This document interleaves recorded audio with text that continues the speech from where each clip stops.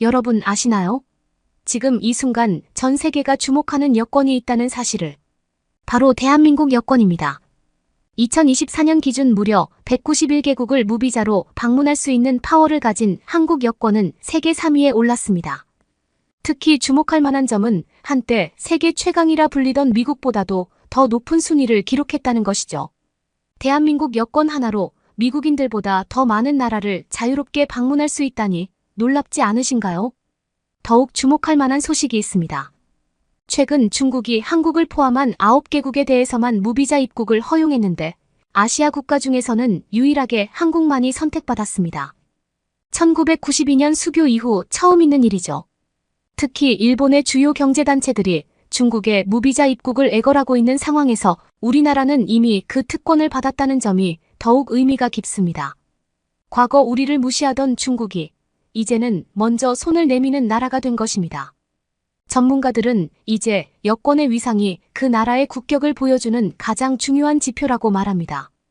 한국 여권이 오스트리아, 핀란드, 스웨덴과 같은 유럽 선진국들과 어깨를 나란히 하고 있다는 사실이 이를 증명하고 있죠. 불과 60년 전만 해도 세계 최빈국이었던 우리나라가 이제는 전 세계가 인정하고 신뢰하는 진정한 선진국으로 우뚝 섰습니다. 특히 놀라운 점은 우리나라의 여권 순위가 계속해서 상승하고 있다는 겁니다. 2022년에는 세계 2위까지 올랐었죠. 현재는 싱가포르에 이어 프랑스, 독일, 일본 등과 함께 최상위권을 굳건히 지키고 있습니다. 이런 놀라운 성과는 결코 우연이 아닙니다. K-팝, K-드라마로 시작된 한류 열풍 삼성과 현대로 대표되는 세계적인 기업들의 성장, BTS와 블랙핑크의 세계적 성공, 그리고 전 세계가 인정하는 대한민국의 투명성과 신뢰성 등. 이 모든 것들이 모여 지금의 강력한 여권 파워를 만들어낸 것이죠. 이러한 한국의 어마무시한 여권 파워에 한명문대 여대생이 충격을 받았다고 하는데 과연 어떠한 일이 있었는지 이야기 한번 들어보도록 하겠습니다. 안녕하세요. 옥스포드 대학교 경제학과에 재학 중인 샬럿 윌슨이에요. 최근에 정말 특별한 경험을 했는데 그 이야기를 오늘 들려드리려고 해요. 제 이야기가 여러분께 작은 영감이 되었으면 좋겠어요. 작년 가을 우리 학교 국제교류처에서 특별한 교환학생 프로그램을 소개했어요. 아시아 교차 교환학생 프로그램이었는데 한 학기는 중국, 베이징 대학교에서 다른 한 학기는 한국 서울대학교에서 공부할 수 있는 기회였거든요. 사실 처음엔 별로 관심이 없었어요. 전 원래 파리나 베를린 같은 유럽 도시로 가고 싶었거든요. 근데 우연히 도서관에서 공부하다가 피터 교수님을 만났어요. 교수님이 제 전공인 경제학 관점에서 아시아가 얼마나 중요한지 설명해 주셨는데 그때 처음으로 진지하게 고민하게 됐어요. 특히 중국이 세계 2위 경제대국이라는 점이 매력적으로 다가왔죠. 신청서를 쓰면서도 많이 망설였어요. 아시아는 너무 멀고 낯설게 느껴졌거든요. 게다가 영국에서는 아시아에 대한 편견도 많았어요. 발전되지 않은 나라들, 불편한 생활환경, 언어 장벽. 특히 한국은 정보가 거의 없었어요. 그냥 삼성이나 현대자동차 정도? K-팝이나 한국 드라마를 좋아하는 친구들은 있었지만 실제 한국이 어떤 나라인지는 아무도 잘 몰랐어요.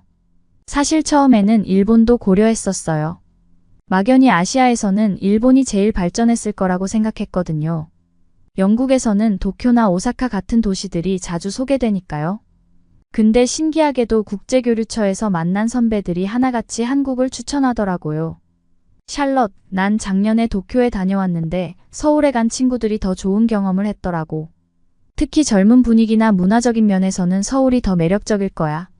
이런 조언을 들으면서도 반신반의했어요. 사실 처음에는 중국 베이징 대만 지원하려고 했거든요. 근데 이왕 아시아까지 가는 거 두 나라를 모두 경험해보면 어떨까 하는 생각이 들었어요. 나중에 보니 이게 정말 탁월한 선택이었더라고요. 결국 용기를 내서 신청서를 제출했어요. 피터 교수님이 제 신청서를 검토하시면서 특히 중국을 첫 학기로 선택한 게 현명한 결정이라고 하셨어요. 세계 2위 경제대국에서 시작하는 게 좋을 거라고요. 근데 한국이 괜찮을지 조심스레 여쭤봤더니 교수님이 의미심장한 미소를 지으시면서 말씀하셨어요. 때론 가장 큰 발견은 예상치 못한 곳에서 온다고요. 그때는 그 말씀이 무슨 뜻인지 전혀 몰랐어요. 합격 통보를 받고 나서 진짜 바빠졌어요. 비자 신청하고 예방접종하고 보험까지.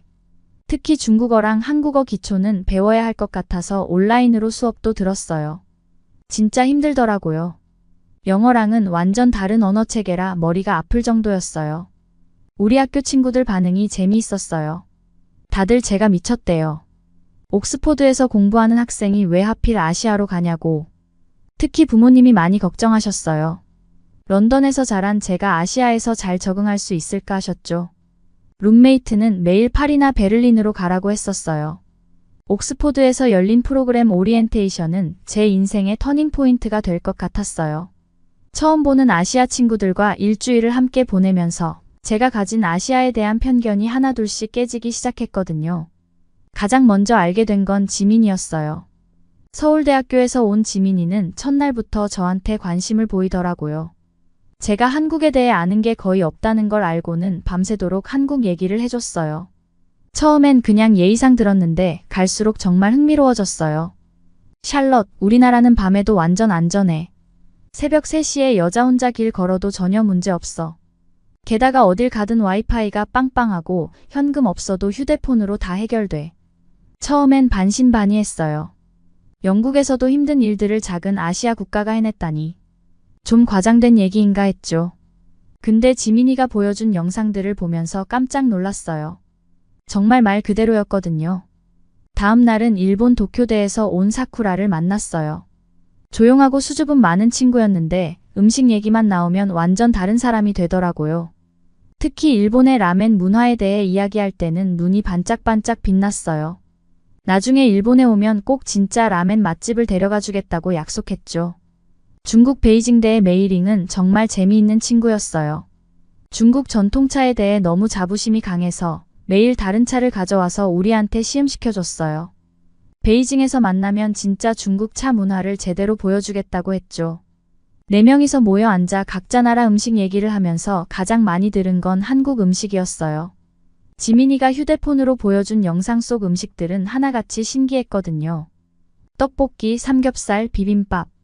처음에는 이름도 제대로 발음 못했는데 영상만 봐도 침이 고였어요. 지민이는 제가 한국에 가면 길거리 음식부터 시작해서 미슐랭 레스토랑까지 다 데려가 주겠다고 약속했어요. 오리엔테이션 프로그램 중에서 가장 인상 깊었던 건 특별 세미나였어요. 각 나라의 경제, 문화, 사회 시스템을 비교하는 수업이었는데 특히 한국의 발전 사례가 충격적이었어요. 1950년대만 해도 세계 최빈국이었던 나라가 이렇게 빠르게 성장했다는 게 믿기지 않았거든요. 더구나 요즘은 디지털 전환을 선도하는 나라라니. 영국에서는 이런 이야기를 들어본 적이 없었어요. 그렇게 일주일간의 오리엔테이션이 끝나갈 무렵 저는 이미 제가 선택한 프로그램이 특별할 거란 걸 직감했어요. 아시아에 대한 제 편견이 완전히 깨진 거죠. 특히 한국에 대한 기대가 부풀어 올랐어요. 베이징행 비행기 티켓을 받아든 순간부터 걱정이 밀려오기 시작했어요. 1년이나 아시아에서 지내야 한다니 두렵더라고요. 처음 가보는 중국에서 6개월, 그리고 한국에서 6개월. 큰 캐리어 하나에 제 삶을 모두 담아야 한다고 생각하니 막막했어요. 가방을 펼쳐놓고 한참을 고민했어요. 베이징의 겨울은 영하로 떨어진다고 하고 서울은 또 어떨지. 계절마다 필요한 옷가지들을 생각하니 머리가 아팠죠. 두꺼운 패딩은 꼭 필요할 것 같은데 부피가 너무 크고 어떻게 해야 하나 고민하는데 결국 엄마가 거기 가서 사면 되지라고 하시는 말씀에 조금은 마음이 놓였어요. 특히 학업 관련 걱정이 제일 컸어요. 옥스포드에서도 매일 밤늦게까지 공부하는데 중국어나 한국어로 수업을 들으면 얼마나 힘들까? 영어 강의가 있다고는 하지만 과연 제가 잘 따라갈 수 있을까? 게다가 영국에서는 중국이나 한국의 대학 시스템에 대해 아는 게 거의 없었어요. 그런데 웃긴 건 옷가지보다 더 많이 챙긴 게 영국 음식이었어요. 요크셔 티백은 기본이고 마마이트까지 가방 한 구석을 가득 채웠죠. 현지 음식을 못 먹으면 어쩌나 하는 걱정에 과자까지 잔뜩 챙겼거든요. 출국 전날 가족들이랑 마지막 저녁 식사를 하는데 17살인 동생 소피가 갑자기 울음을 터뜨린 거예요. 언니, 진짜 가는 거야? 너무 멀잖아. 평소에는 저랑 맨날 티격태격하던 동생인데 그 모습을 보니까 저도 울컥하더라고요. 아빠는 특히 중국에서의 안전을 걱정하셨어요. BBC에서 중국 관련 안 좋은 뉴스만 보셔서 그런지 밤에는 절대 혼자 다니지 말라고, 택시는 조심하라며 걱정이 끝도 없으셨어요. 재미있는 건 한국은 별로 걱정 안 하시는 거예요. 최근에 넷플릭스에서 한국 드라마를 보시더니 한국은 안전해 보인다면서 말이죠. 마지막 밤 제 방 침대에 누워서 SNS를 뒤적거렸어요. 베이징과 서울의 사진들을 보면서 이런저런 상상을 했죠. 옥스포드의 중세 건물들과는 너무 다른 현대적인 건물들, 과연 저기서 제가 잘 지낼 수 있을까? 두렵기도 하고 설레기도 해서 잠을 설치고 말았어요. 그때는 몰랐죠. 제가 그렇게 걱정했던 것들이 전혀 문제가 되지 않을 거라는 걸. 오히려 나중에는 영국으로 돌아가기가 아쉬울 만큼 아시아의 생활이 좋아질 줄은요. 특히 한국의 편리한 생활과 맛있는 음식들을 경험하고 나니 제가 왜 그렇게 걱정했는지 웃음만 나왔어요. 걱정을 뒤로 한 채 베이징 서우두 국제공항에 도착했어요. 긴장된 마음으로 입국장을 빠져나왔는데 첫인상부터 충격적이었어요. 공항 직원들의 무뚝뚝한 태도는 물론이고 영어로 소통이 전혀 되지 않는다는 게 처음엔 너무 당황스러웠죠. 간신히 손짓 발짓으로 입국 심사를 통과하느라 힘들었어요. 택시를 타고 베이징 대학교로 가는 길은 더 놀라웠어요. 뿌연 하늘에 마스크를 쓴 사람들. 영국에서는 상상도 못했던 광경이었죠. 택시 기사님은 제가 외국인이란 걸 알고는 평소보다 훨씬 비싼 요금을 부르더라고요. 다행히 메이링이 알려준 대로 디디 중국의 우버 같은 앱로 예약한 택시라 바가지는 면했지만 찝찝한 기분은 어쩔 수 없었어요. 기숙사에 도착해서 또 한 번 놀랐어요. 룸메이트와 화장실을 공유해야 하는 건 알고 있었지만 시설이 너무 노후됐더라고요. 욕실 수압은 약하고 온수는 특정 시간에만 나오고 심지어 난방도 중앙에서 일괄적으로 제어해서 춥다고 느낄 때도 켤 수가 없었어요. 그래도 이런 것도 경험이겠거니 하며 긍정적으로 생각하려 했어요. 가장 힘들었던 건 단연 인터넷이었어요. 구글, 유튜브, 인스타그램. 평소에 당연하게 쓰던 앱들이 모두 차단되어 있었거든요. VPN을 설치했지만 속도가 너무 느려서 수업 자료 찾는 것조차 힘들었어요. 부모님과 영상통화는 거의 포기 상태였죠. 대신 중국의 웨이보나 위챗을 써야 했는데 처음에는 너무 복잡해서 적응하는데 시간이 좀 걸렸어요. 수업 첫날은 정말 충격적이었어요. 교수님께서 중국의 경제 발전 과정에 대해 설명하시는데 뭔가 이상했어요. 마치 정해진 답만 이야기해야 하는 것 같은 분위기. 다른 학생들도 질문이나 토론을 거의 하지 않더라고요. 한 번은 제가 다른 관점에서 보면 이라고 의견을 내봤다가 교수님의 날카로운 시선을 받았죠. 옥스포드에서는 상상도 못할 일이었어요. 그래도 메이링 덕분에 적응하는데 많은 도움을 받았어요. 현지 학생들과 어울리면서 중국의 다른 면도 보게 됐거든요. 특히 음식은 정말 맛있었어요. 마라탕, 양꼬치, 훠궈. 처음에는 너무 맵고 기름져서 힘들었는데 이제는 제법 즐기게 됐죠. 길거리 음식들도 독특하고 재미있었어요. 특히 양대창이나 향신료 가득한 요리들은 영국에서는 경험할 수 없는 맛이었죠. 하지만 시간이 지날수록 불편한 점들이 더 눈에 띄었어요. 밤거리는 어두컴컴하고 여자 혼자 다니기가 무서웠어요. 지하철은 항상 사람들로 북적이고 줄서기 문화는 찾아보기 힘들었죠. 한 번은 지하철에서 누가 제 가방을 세게 밀쳤는데 아무도 사과하지 않더라고요. 특히 공공장소에서 큰 소리로 이야기하거나 침을 뱉는 모습을 보면 적응이 안 됐어요. 최첨단 기술과 후진적인 문화가 공존하는 게 신기했어요. 알리페이로 모든 걸 결제할 수 있고 배달은 어디든 가능한데 기본적인 공중도덕이나 위생관념은 많이 부족해 보였거든요. 식당에 가도 테이블은 더럽고 화장실은 말할 것도 없고 이런 모순적인 모습이 자꾸 눈에 띄었어요. 한 달쯤 지났을 때 지민이한테 카톡이 왔어요. 서울 생활이 너무 좋다면서 편의점에서 찍은 사진을 보내왔더라고요. 깔끔한 가게 내부와 다양한 상품들. 중국의 편의점이 떠올라서 한숨이 나왔죠. 여기는 유통기한도 제대로 표시 안 된 제품들이 많았거든요. 일본 도쿄에 있는 사쿠라한테도 연락이 왔는데 서울이 도쿄보다 더 편리하다고 하더라고요. 사실 중국의 경제 규모는 대단했어요. 모바일 결제도 발달했고 배달 시스템도 편리했죠. 하지만 뭔가 빠진 것 같은 느낌. 시민의식? 안전? 신뢰? 제가 기대했던 세계 2위 경제대국의 모습과는 달랐어요.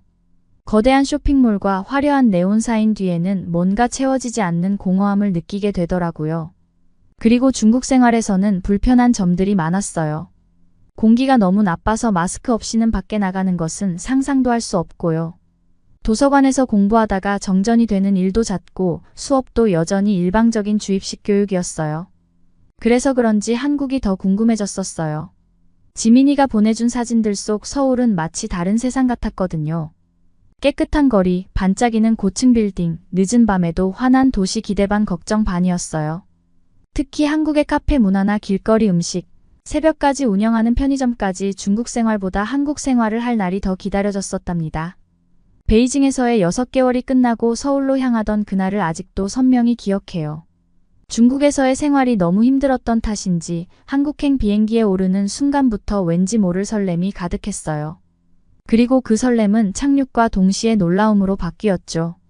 인천국제공항은 그 자체로 문화 충격이었어요. 베이징 서우두 공항이 복잡하고 어수선했다면 인천공항은 마치 미래도시에 온 것 같은 느낌이었죠. 입국장에서부터 달랐어요. 베이징에서는 1시간 넘게 줄을 서서 기다려야 했는데 인천공항에서는 자동 출입국 시스템으로 10분 만에 입국 심사가 끝났어요. 공항 직원들도 모두 영어로 소통이 가능했고 친절하기까지 했죠. 공항에서 시내로 가는 길은 더 놀라웠어요. 공항철도를 탔는데 베이징의 지하철과는 차원이 달랐어요. 깨끗한 객실은 기본이고 와이파이가 끊기지 않아서 영상통화로 가족들과 대화하면서 갈 수 있었죠. 베이징에서는 지하철에서 통화만 해도 주변 사람들이 눈치를 줬는데 서울에서는 다들 각자의 공간을 자연스럽게 지켜주더라고요. 지하철 환승도 신세계였어요. 베이징에서는 환승할 때마다 복잡한 계단을 오르내려야 했는데 서울은 에스컬레이터가 기본이었고 곳곳에 엘리베이터도 설치되어 있었어요. 특히 놀라웠던 건 화장실이었어요. 베이징 지하철에서는 화장실을 찾기도 힘들고 있어도 사용하기 꺼려졌는데 서울의 지하철 화장실은 호텔 화장실만큼 깨끗했어요. 서울의 거리를 걸으면서 가장 인상 깊었던 건 시민들의 매너였어요. 베이징에서는 사람들이 길에 침을 뱉거나 큰 소리로 이야기하는 게 흔했는데 서울은 달랐어요. 사람들은 조용히 이어폰을 끼고 자신의 일에 집중했고 지하철에서는 노약자석을 자발적으로 비워두더라고요. 쓰레기통을 찾기 힘들었는데도 거리는 깨끗했어요. 나중에 알고 보니 사람들이 자기 쓰레기는 집에 가져가서 분리수거를 한다더라고요. 음식점도 확실히 달랐어요. 베이징의 식당들은 맛은 있었지만 위생 상태가 걱정되는 곳이 많았는데 서울의 식당들은 주방이 거의 다 오픈 키친이었고 위생 상태가 철저히 관리되고 있었어요. 기본적으로 제공되는 반찬들도 신기했지만 더 놀라웠던 건 직원들의 서비스 정신이었죠. 손님이 왕이라는 말이 실감났어요. 특히 놀라웠던 건 음식점 리뷰 시스템이었어요. 네이버나 카카오에서 실시간으로 손님들의 평가를 볼 수 있어서 안심하고 맛집을 찾을 수 있었죠. 한국의 디지털 시스템은 정말 대단했어요. 베이징에서도 모바일 결제를 많이 썼지만 한국의 시스템은 더 진보적이었어요. 은행 계좌 개설도 앱으로 간단히 할 수 있었고 민원 서류 발급도 무인기계로 해결됐어요. 심지어 동네 약국에서 살 수 있는 약까지 앱으로 확인할 수 있더라고요. 특히 놀라웠던 건 택배 시스템이었어요. 베이징에서도 배달은 발달했지만 물건을 받으려면 항상 기숙사 앞에서 기다려야 했죠. 하지만 서울에는 무인 택배함이 있어서 24시간 언제든 찾아갈 수 있었어요. 심지어 편의점에서도 택배를 받을 수 있더라고요. 편의점이라고 하니까 이것도 정말 신기했어요. 베이징의 편의점은 정말 편의점일 뿐이었는데 서울의 편의점은 마치 작은 종합 서비스 센터 같았어요. 공과금 납부, 택배, 식사, 프린트. 심지어 민원 서류 발급까지 가능하더라고요. 교통카드 시스템도 완전 달랐어요. 베이징에서는 지하철과 버스 카드가 따로였는데 서울에서는 하나의 카드로 모든 대중교통은 물론 편의점이나 카페에서도 결제할 수 있었죠. 버스 시스템은 더 놀라웠어요. 실시간으로 버스 위치를 확인할 수 있는 것은 물론 심야버스까지 있어서 늦게 공부하고 돌아갈 때도 전혀 걱정이 없었어요. 밤 문화도 정말 신선한 충격이었어요. 베이징은 저녁 9시만 되어도 거리가 한산해지고 지하철도 끊겼는데 서울은 밤 12시가 넘어도 여전히 활기찼어요. 24시간 운영하는 식당, 카페, 편의점은 기본이고 새벽에도 사람들이 거리를 걸어다녀도 전혀 위험하지 않았어요. CCTV가 곳곳에 설치되어 있고 긴급 전화도 많아서 여성 혼자 다녀도 안전하다는 게 정말 놀라웠죠. 공공 서비스도 완전히 달랐어요. 베이징에서는 관공서에 가면 항상 긴 줄을 서서 기다려야 했는데 서울에서는 대부분의 일을 스마트폰으로 해결할 수 있었어요. 외국인 등록증을 만들러 갔을 때도 미리 인터넷으로 예약하고 정해진 시간에 가니까 바로 처리가 되더라고요. 심지어 민원 담당 공무원이 영어로 친절하게 설명해 주는 게 신기했어요. 서울에서의 매일매일이 새로운 발견의 연속이었어요. 베이징에서는 불편함을 참아야 했다면 서울에서는 편리함을 즐길 수 있었죠. 특히 한국의 디지털 기술은 단순히 편리함을 넘어서 삶의 질을 높여주는 수준이더라고요. 이제는 영국으로 돌아가도 한국의 이런 시스템들이 그리워질 것 같아요. 가끔 베이징에 있는 메이링이랑 연락하면서 서울 생활 얘기를 하면 그 친구도 부러워하더라고요. 중국이 한국처럼 됐으면 좋겠다라는 말도 자주 했어요. 사실 저도 처음에는 한국이 이렇게 발전된 나라일 거라고는 상상도 못했는데 이제는 왜 사람들이 한국을 진정한 선진국이라고 부르는지 이해가 되었어요. 특히 카페 문화는 정말 대단했어요. 베이징에도 스타벅스 같은 카페들이 많았지만 서울의 카페는 완전히 달랐어요. 24시간 운영하는 스터디 카페에서는 학생들이 밤새도록 공부하고 골목마다 있는 예쁜 카페들은 각자의 독특한 분위기로 사람들을 끌어들이더라고요. 한 번은 지민이가 한강 근처의 루프톱 카페에 데려갔는데 도시 전경을 보면서 마시는 커피는 정말 잊지 못할 경험이었어요. 한국의 술자리 문화도 특별했어요. 회식이나 친구들과의 모임에서 보는 정이라는 게 인상적이었어요.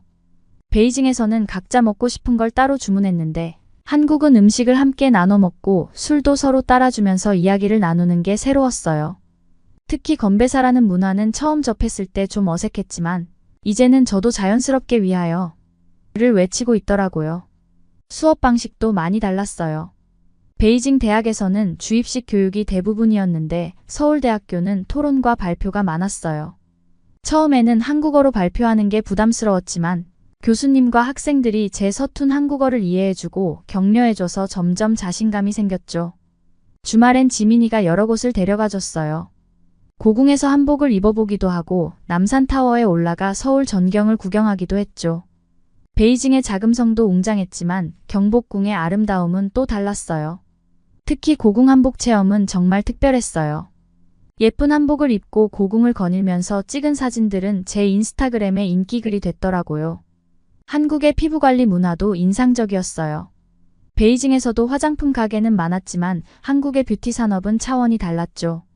이니스프리나 올리브영 같은 곳에서 직원들이 친절하게 제품을 추천해주고 무료 샘플도 듬뿍 주더라고요. 처음으로 마스크팩이라는 걸 써봤는데 이제는 저도 매일 밤 마스크팩 없이는 잠들 수 없게 됐어요. 환경에 대한 인식도 달랐어요. 베이징에서는 일회용품을 마구 쓰는 게 당연했는데 서울에서는 카페에서도 개인 텀블러를 사용하는 게 일상이더라고요. 분리수거도 정말 철저했어요. 처음에는 복잡한 분리수거 규칙이 귀찮았는데 이제는 그게 당연하게 느껴져요. 이제는 제가 오히려 지민이에게 이것저것 물어보는 게 아니라 영국에서 놀러온 친구들에게 서울 여행 코스를 추천해주고 있어요. 요즘 영국에서도 한국 문화가 인기라서 그런지 친구들이 자주 연락해서 한국에 대해 물어보더라고요. 서울에서의 5개월이 지나고 일본인 친구 사쿠라, 중국인 친구 메이링, 그리고 한국인 지민이와 함께 유럽 여행을 가기로 했어요. 졸업 전 마지막 여행이자 우리만의 특별한 추억을 만들고 싶었거든요. 파리, 베를린, 로마를 돌아보는 2주간의 여정이었죠. 그런데 이 여행에서 제가 전혀 예상하지 못했던 걸 발견하게 됐어요. 바로 한국의 국제적 위상이었죠. 파리 샤를드골 공항에 도착했을 때부터 놀라움의 연속이었어요. 입국 심사장에서 있었던 일은 아직도 생생해요. 저는 영국 여권을 들고 자신만만했죠. 브렉시트 이후에도 여전히 영국 여권의 영향력은 강했으니까요. 하지만 제 앞에 섰던 지민이가 먼저 충격적인 경험을 하게 해줬어요. 한국 여권 소지자는 자동 출입국 심사대를 이용하실 수 있습니다. 지민이는 몇 초 만에 입국 심사를 끝냈어요. 반면에 저는 일반 심사대에서 여러 질문을 받아야 했죠. 메이링은 더 힘들었어요. 중국 여권을 보자마자 심사관의 태도가 달라졌거든요. 비자 서류를 꼼꼼히 확인하고 프랑스 체류 일정과 숙소 예약 내역까지 모두 검사했어요. 베를린에서도 상황은 비슷했어요. 지민이는 마치 이웃 시민처럼 빠르게 입국했고 사쿠라도 일본 여권으로 별 문제 없이 통과했죠. 하지만 메이링은 또다시 추가 심사를 받아야 했어요. 입국 심사관이 한국 여권을 보면서 아, 한국이요? 저희 딸이 K-파프를 정말 좋아해요. 라며 미소 짓던 게 아직도 기억나요. 로마 피우미치노 공항에서는 더 놀라운 일이 있었어요. 입국 심사관이 지민이의 여권을 보더니 삼성과 현대의 나라에서 오셨네요. 저희 집도 모두 한국 제품을 쓰고 있어요. 라며 반갑게 맞아주더라고요. 이 여행을 통해 한국의 위상이 어떻게 달라졌는지 확실히 알 수 있었어요. 과거에는 아시아의 작은 나라로만 여겨졌던 한국이 이제는 전 세계인의 신뢰를 받는 선진국이 되어 있었던 거예요. 실제로 여행하면서 유럽 사람들의 한국에 대한 인식이 완전히 바뀌었다는 걸 더 자주 느꼈어요. 파리의 한 카페에서 음료를 주문할 때였죠. 직원이 우리 넷의 대화를 듣더니 어느 나라에서 왔냐고 물어봤어요. 지민이가 한국에서 왔다고 하자 갑자기 표정이 밝아지면서 자기도 한국 드라마를 즐겨본다고 하더라고요. 베를린의 한 테크놀로지 박물관에서는 더 놀라운 경험을 했어요. 한국의 반도체 기술과 디지털 전환 사례가 주요 전시 내용으로 소개되고 있었거든요. 특히 한국의 전자정부 시스템을 벤치마킹하고 있다는 설명을 보면서 제가 서울에서 경험했던 것들이 떠올랐어요. 로마의 한 레스토랑에서는 지민이의 삼성 스마트폰을 본 웨이터가 다가와서 한국의 기술력에 대해 이야기를 시작하더라고요. 자기 동생이 현대자동차 이탈리아 지사에서 일한다면서 한국 기업의 업무 문화가 얼마나 효율적인지 한참을 설명하더라고요. 여행 중에 메이링이 한 말이 특히 기억에 남아요. 중국이 경제 규모는 크지만 한국처럼 세계인의 신뢰를 받지는 못하는 것 같아. 사실 베이징에서 생활할 때는 중국의 경제력과 규모에 압도당했었는데 이제는 그게 전부가 아니라는 걸 알겠어요. 숙소에서 넷이서 이야기를 나눌 때면 자연스럽게 한국 문화와 기술에 대한 이야기가 나왔어요. 사쿠라는 일본도 한국처럼 변화해야 한다고 했고 메이링은 중국이 한국의 시민의식을 본받아야 한다고 했죠. 특히 인상 깊었던 건 파리의 한 스타트업 행사장에서 있었던 일이에요. 발표자가 우리는 이제 실리콘밸리가 아닌 한국의 디지털 혁신을 배워야 한다고 말하는 걸 들었을 때 지민이의 얼굴에 떠오른 자부심을 잊을 수 없어요. 이제는 제가 왜 그동안 한국의 발전상을 제대로 알지 못했는지 이해가 돼요. 한국은 조용하지만 확실하게 세계 각국이 인정하고 배우고 싶어 하는 진정한 선진국이 되어 있었던 거예요. 영국으로 돌아가는 비행기 안에서 확실히 깨달았어요. 왜 피터 교수님이 그때 그런 말씀을 하셨는지. 때론 가장 큰 발견은 예상치 못한 곳에서 온단다. 정말 그랬어요. 제가 발견한 건 단순한 문화적 차이가 아닌 세계의 새로운 기준이 되어가는 나라였으니까요. 이제는 졸업 후 진로도 다시 생각하게 됐어요. 한국의 글로벌 기업에서 일하면서 이 놀라운 변화의 한가운데서 새로운 경험을 해보고 싶어졌거든요. 영국에 있는 친구들에게 이런 제 결심을 얘기하면 다들 놀라워해요. 하지만 저는 미래를 경험하고 싶다면 한국으로 가야 한다고 확신해요. 옥스포드로 돌아가자마자 한국어 공부를 더 열심히 하고 삼성이나 현대 같은 한국의 글로벌 기업 인턴십에 지원해 볼 생각이에요. 지민이도 도와주기로 했고요. 다음에 한국에 갈 때는 단순한 여행자가 아닌 새로운 꿈을 향해 달려가는 직장인이 되어 있겠죠? 제 이야기를 들어주셔서 감사합니다. 이번 사연은 여기까지입니다. 사연을 재밌게 들으셨다면 구독과 알림 설정 부탁드립니다. 여러분의 구독과 알림 설정은 영상 제작에 큰 힘이 됩니다. 구독자 여러분의 사연 또한 제보받습니다. 사연으로 채택되신 분들께는 소정의 선물 또한 보내드리고 있으니 많은 참여 부탁드립니다. 지금까지 외국인의 시선에서 한국의 감동에 빠진 이야기를 전해드리는 감동 다이브였습니다. 좋은 하루 보내세요. 감사합니다.